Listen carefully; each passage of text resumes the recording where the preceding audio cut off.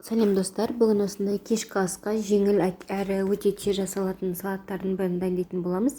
Алдыменен біз осы огурцымыздың сыртын тазалап, кейін осылай қиғаштап, барлығын кесіп дайындап аламыз.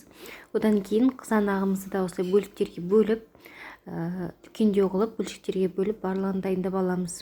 Кешкі асқа жасасаңыздар өте жеңіл өтеді тамақтармен бірге. Одан кейін осы менде болгар бұрышы болды. Соны да осылай ұзынша қылып кесіп алып, кейін қиғаштап, дайындап кесіп аламыз. Міне барлығын турап болғаннан кейін үстіне салат жапырағын осылай қолымызбен үзіп салып шығамыз барлығын.